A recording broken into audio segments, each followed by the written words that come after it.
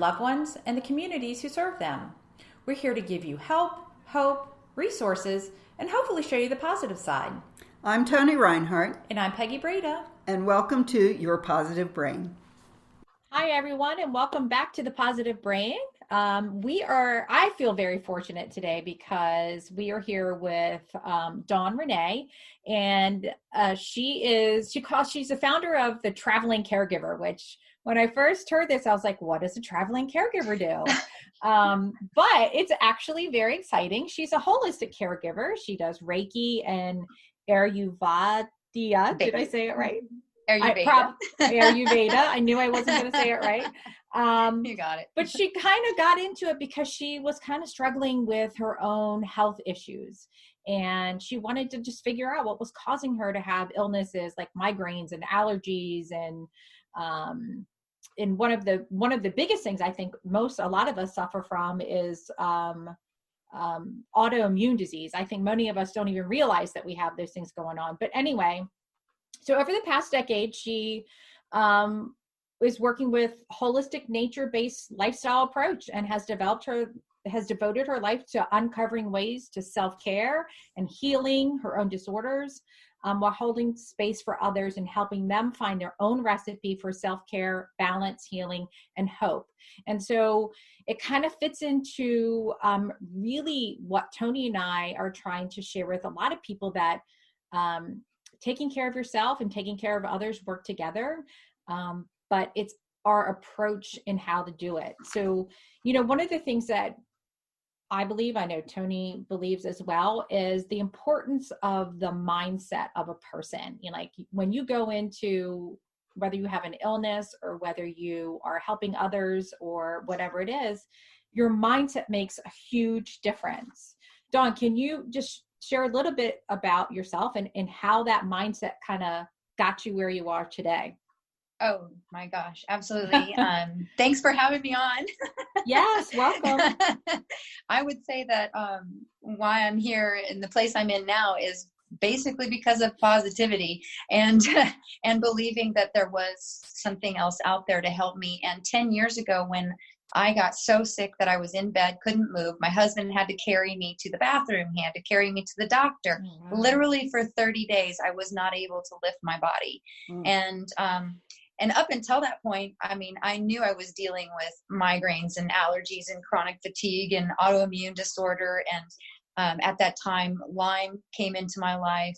I have had Epstein-Barr, and just dealing through all of those issues, it got old. And when I was in a bed for 30 days, I said, okay, I have to do something different. Yeah, I can be positive and I can be, I can get through anything. But what I didn't realize is that I was eating foods that were triggering other things to happen in my body. So it was during that time of that 30 days that I realized what foods weren't working for me anymore, because literally I couldn't really eat anymore. I had it pared down to 2 shakes a day and 3 teas a day. I used marshmallow root tea, and my husband would make me 2 smoothie shakes a day. And that's all I had for 30 days. It's all I could tolerate. And when I got out of that, I realized I needed to revisit my entire plan and say, okay, what is working for me? So I slowly started adding foods in, just like what you would do with a baby. You'd slowly introduce one food at a time and see, okay, how am I receiving that food? And get in touch with how it's making me feel. And so through that process, it just woke me up, and I discovered for myself that as I was walking into this journey of nutritional, holistic healing and plant-based health and gardening and trying to get more connected to what was going around me, that I had a passion that I needed to share this with everybody. I needed to share my experiences with everybody. It really, really hurts me to see people in pain. And so I know it's not my responsibility to heal that person's pain, but if I can at least shed some hope that there is light at the end of the tunnel, then, maybe we can find some things that might help you with your recipe to finding that kind of peace too. I don't know if that answers all of your question, but it does. It does. Absolutely. All answered at once. We can still keep talking. So a lot of our following, has to do with dementia. We actually started this podcast based on trying to keep people positive through a dementia diagnosis, and it's kind of changed. But I was actually talking to a client of mine just yesterday who wants to take care of her mother who has dementia, and she has a lot of illnesses too. And I cautioned her because it's really, really difficult to care for someone with dementia and take care of yourself too. So talk a little bit about that. How do you focus on self-care while you're helping someone who has a terminal illness? Especially dementia, which is a very 24-hour a day job. Very little downtime. Yeah. And you're dealing with all kinds of variables too. So I'm, it is challenging because first of all, if you're a caregiver, the first thing you want to do is jump in and help that person and be there for them. And you're seeing them struggle, and you're seeing that they're not capable of doing the things that they were able to do anymore. And so you see this happening. And for myself, I was falling into that pattern for the first 2 years of the lady that I care for, the first 2 years of our journey. I kept diving in, even when I wasn't feeling well, even when I broke my foot and I wasn't supposed to be standing on my foot. I'd stand on my foot for 12 hours a day just to take care of her. And because she can't take care of herself. So what it forced me to do was to look at how to create a schedule, how to how can I work with what the person is dealing with and balance myself into this too. And what ultimately ended up happening was I created a base schedule for us. And then from that, it needed to be flexible because every day changes. Every day there's something new to deal with. Yeah, that's true. So it didn't necessarily mean that, from 8 a.m. to 9 a.m. you get to go do your workout or go do your yoga. It doesn't mean that. It means like, okay, well, I'm going to get up at 6 a.m. and I'm going to do my little things for, 30 minutes. And then I'm going to go check on my person and see how they're doing, get them situated, make sure they're doing their things. And I have a monitor. I have a baby monitor. I carry it with me everywhere. I have it with me right now. She's here with me right now. And so I'm sitting here going, okay, well, we just have to navigate around this. So how do I navigate? You have to tell yourself it's okay. You have to give yourself permission. If you have to go to the bathroom, are you going to stop yourself from going to the bathroom? No, you're going to do everything you can to still take care of the person and go to the bathroom. It's like you have to work around like having a child. You have to work around and navigate around. And then you don't beat yourself up because they might get cranky with you. They might not be having the best day. Or maybe something happens and you weren't there to witness it or help them when that happened. They also have their own journey that they're going through too. So make sure they're in a safe environment. Yes. Make sure that while they're in their own element for that moment and you're not with them, that you have an eye on them, that they're in a safe element and that you can go take care of what you need. Now you get that taken care of, and then you start going, okay, how do I give myself more time? Because what I was finding was I was spending all of my time with her from, 9 o'clock, 10 o'clock in the morning until 11 o'clock at night, all day long. By the time I get done, I just want to pass out. I'm done. I'm toast, I think a lot of people are doing that. Yes. I think a lot of people are doing that. Yes.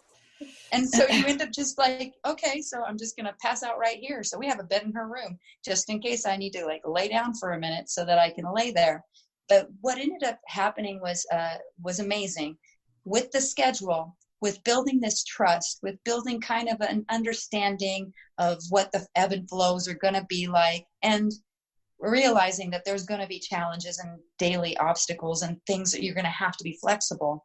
You can still look and say, okay, I know from this time to this time that my person's going to be okay doing this activity while I sit here and do my activity. And so you start pairing your activities with their activities. If they don't need you during that time, you can do your thing while they're doing their thing. Like my person right now is watching a movie. So I've got her watching a movie and I'm watching her. So if she needs something, I can rush to her and take care of her. But right now I'm talking to you. And so it was about making even the smallest 5 minutes, 10 minutes, 15-minute increments, whatever you can get. Whatever you can get. I agree 100%. And I think it's also okay to ask for help if you need it. Like, yes, so many of us have a neighbor or a friend or family member or whatever that says, hey, how can I help you? Because they know you're struggling through something. Be okay with saying, you know what, I could use an hour, just yes, go to the grocery store or whatever. And I think that's also a very important piece of self-care is allowing other people to help you. I think we have this trouble sometimes of saying, hey, I need help. So, and identifying we've your actually resources. talked about that. Yeah. Sorry. Yeah. But one of the things that's hard about doing these on Zoom is when you're not, next to each other, sometimes you talk over each other. But we have talked about that on our podcast before, about how difficult it is to ask for help sometimes and how difficult it can be to accept help. Yes. When actually accepting help can be a very generous act. It can be a very loving act. That's very true. And that's more of that mindset where we do have to, and being the kind of people, a caregiver that we are, and the empaths that we all are. Yes. Sometimes we lose sight of that because it's so natural for us to be doing all of the caring. All of it.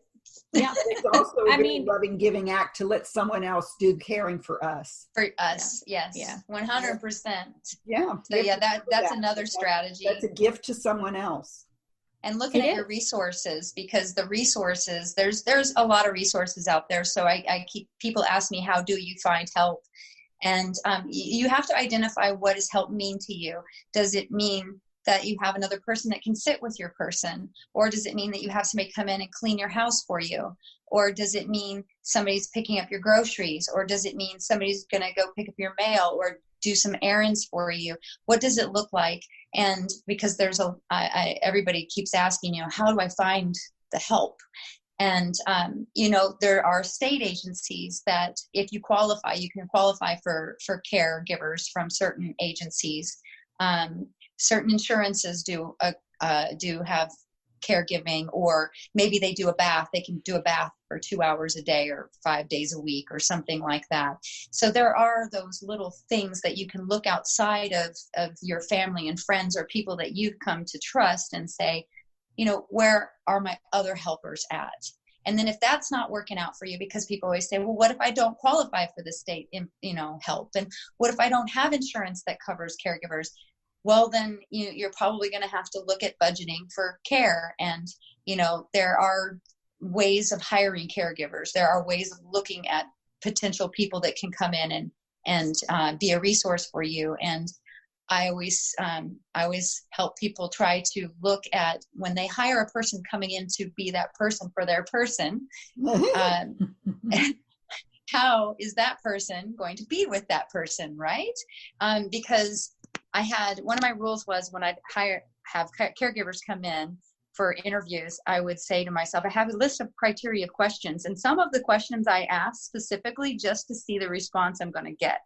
Because when you're dealing with a situation that changes constantly, I want to make sure that I have somebody that can be flexible with that and is going to be patient with that, because who knows what she's going to have to offer today for that person, what situation we're going to have to go through. So getting to an understanding with that person that you're interviewing, understanding whether or not they're even going to be able to, process what to do in a situation like that.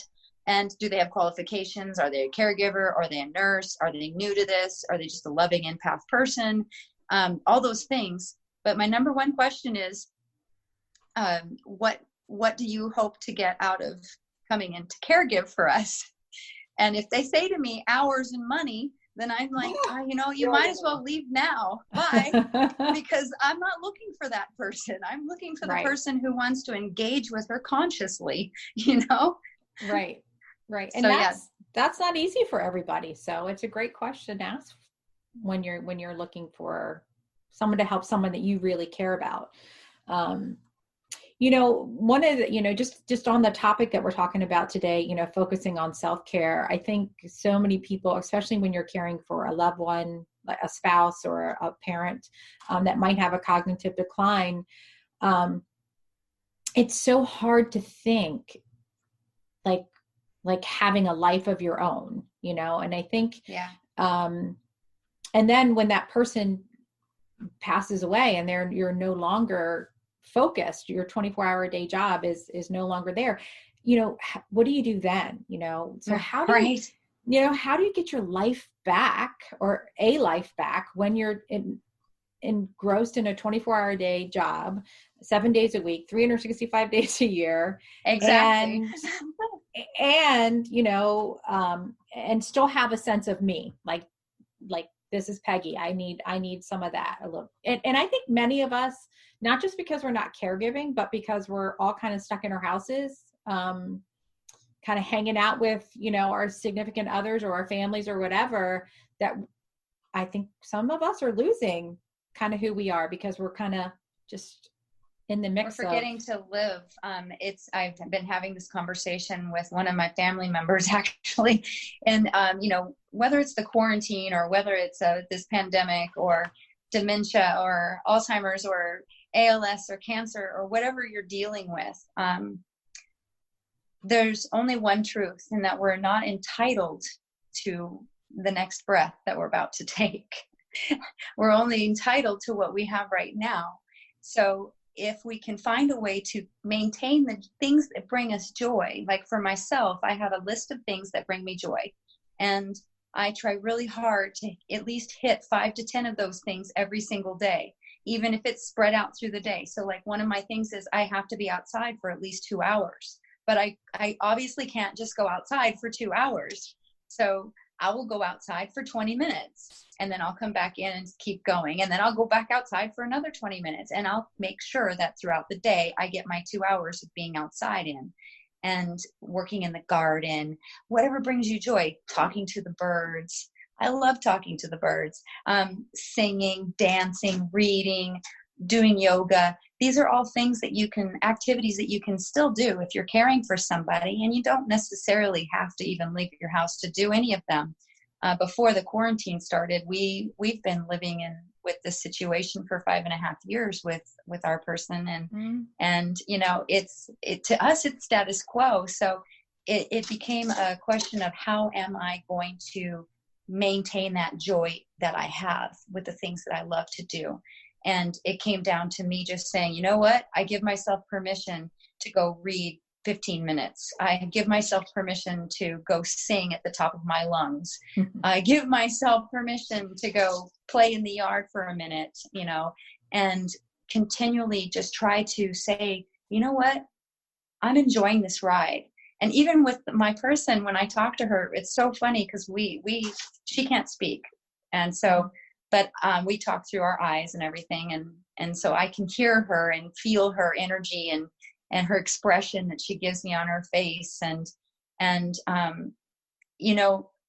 even in the situation that she's in, we're still finding ways to enjoy every single moment. And when it's done and it's gone and we've both moved on to our next phase of whatever this life is going to be for us, I'm just going to try to work more of those things into my life and continue to try to expand on what brings me joy. And to me, that's what's helped me with my self-healing as well. That's awesome. It's very, very true. So what's your message? What do you want to get out to everybody? What's becoming the traveling caregiver or whatever? what are you wanting to share? What's your true message? Self-care is like the best caregiver you can have. Self-care is your best self-care, is your best caregiver. When I was in the bed and unable to care for myself and somebody had to care for me, it opened my eyes up to being cared for. And because before that, I was kind of muddling along with that topic. I was just going along every day going, yeah, I've got this, every day. Oh, I can have that, and I can have that, and I can have that, and I can do that. And little did I know that some of those things were detrimental to my health. And so I didn't realize that I needed to put focus on myself, my body, my physical being, my spiritual being, my mental being, my emotional being, because all of it is connected in the whole. And the self-care aspect is what has helped get me here. And it wasn't just the nutrition. Everybody always asks, oh, it's just changing your diet. No, it's not just changing your diet. It's your mindset and staying in this positive mind frame that, you know, yeah, there's COVID right now. And I'll tell you how we feel about it. It's just another thing we have to navigate through, because, you know, for us, it's just one more thing that we have to navigate through, and, you know, we'll do our best. Yeah. Yeah. And it's not, I mean, nothing in life is easy, but I agree with you 100%. It's about changing. And I know Tony, because Tony and I have had conversations about this, that it's changing how we think about things. And it's a mindset. It's being positive. You can choose to have a cookie that, you know, is not good for you. Sure. Or you can choose to have, you know, a bowl of berries, which, you know, is much better. So I'm going to have that cookie once in a while. Once in a while. Well, good news. Good news. I'm working on recipes that are healthy. How about that? That's good. That is good news. That is good news. Actually, my husband is, because he's got a huge sweet tooth. He loves his sweet. So we had to come up with recipes that we could eat. See, I might have to tap into you for that, Dawn, because my husband has a sweet tooth too. And I don't. So he's always looking for, you know, the munchies stuff, but I like to bake. It's weird. I like to bake, but I don't like sweets. I know it's strange, but I get joy out of it. So that's beautiful. Yeah. So now I got to figure out how to make good stuff. And recently, I guess the past, I don't know, Tony, how long have Tony and I been off of sugar and carbs and stuff? I don't know, at least a year, but, it's been a while, but it was hard. I don't think, you know, it was hard. I still every now and then will, you know, treat myself. I'll have ice cream or something like that. I mean, I never completely got rid of the sugar cravings. And so I just forgive myself when this is it. And I'm having ice cream, but it's not a day anymore. And it's funny because, you know, my husband has an uncle who's had cancer twice, and he lives on a diet of ravioli pretty much and drinks alcohol all the time. Oh, nice. But here's the thing. He's totally beat the cancer twice. Wow. And so it was all mindset. So if your mind is so powerful that you can raise your vibration, I guess, enough to where those things that might hurt somebody like me with an autoimmune disorder because I have other things stacked against me or whatever, then you know, I'm still working towards getting my mind to that place where I can have ice cream again someday. You know, I can't have it right now, but you know, maybe someday I can have it again, or I can make it myself. Yeah. Uh-oh. There you are. You're back. We're back. Dawn, we do have, this has been so delightful, but we do have to wrap up soon. Yes. And I noticed that, you know, in reading over notes and things, we did want to kind of wrap up with actionable tips to start with today. I mean, I think everybody likes to be left with, hey, what do we start with today? I would say this is going to be really simple and really easy, and it's not going to cost anybody anything. And you're probably going to be surprised about what I'm going to say. Number 1, breathing work. Exercises of breathing. My favorite is Wim Hof. Now, I'm not telling you to go submerge yourself in ice water. I'm saying, because that's what he does too. He submerges in ice water because ice water is very healing as well. But just the breathing alone. He teaches a breathing exercise. It's 11 minutes a day. I do it every single morning when I wake up. It's the first thing I do. Because when you can oxygenate your body, you are going to be able to assimilate foods better. You're going to absorb your nutrients better. Your mind is going to be clearer. It's going to help your emotional state come back down to more of a clean, clear place of being able to handle the daily things that you need to be flexible with. So breathing is number 1. And, you know, it's free. It's totally free. And all it is just, working your breath. And if you want to know that exercise, it's on YouTube. It's free. Wim Hof, WIMHOF, Wim Hof on YouTube. And it's an 11-minute tutorial, guided meditations. Then the other thing that I would say is meditation. So meditation is another one. If you don't want to sit there and do breathing work, which by the way, you should, but if you don't want to, because dealing with somebody who's on a vent, breathing is like the most important thing for us. She does breathing work. It's amazing. So it's just important. But if you want to do something else like prayer or meditation, anything to get your mind back into that nice state of being so that you can just look at things a lot more clearly. And then the other thing is water. A lot of people walk around and they complain of having headaches or even hunger pains or allergies or other things, and they don't realize that they're actually dehydrated. They've actually been living a dehydrated life. They don't have enough water in their body to flush the stuff out of their bodies. So a good, clean, clear water source, whether it be a zero water filter that you're putting your own trace minerals back into the water, or spring water or well water, getting a good water source. And then the other thing is nutrition, focusing on fruits and vegetables and trying to adopt into your life more live foods, because live food, live body. And I mean plants. That's what I'm talking about. Right. Live. Absolutely. Yeah. I'm not talking animal. Now, I'm not saying anything against animals. Anybody who wants to eat animal, that's fine. But I'm just saying my own personal journey with this is that my healing has come from releasing the animal and just focusing on plants. And as Americans, we all need to eat more of a plant-based diet. That's just absolutely. I agree. True. I agree. So those are my mains. Those are my main things. So. I know. I figured. Yeah. Thank you so much, Dawn. I will edit this. I don't really edit much. I add music and stuff like that. But can people get in touch with you? Do you want people to get in touch with you? Oh, yeah. Tell us your website. 100%. Please contact me if you're a caregiver, or if you're just now becoming a caregiver and you want somebody to vent to or just talk to, or you're looking for solutions for holistic care, whatever. I'm open to all of that. You can go to travelingcaregivers.com.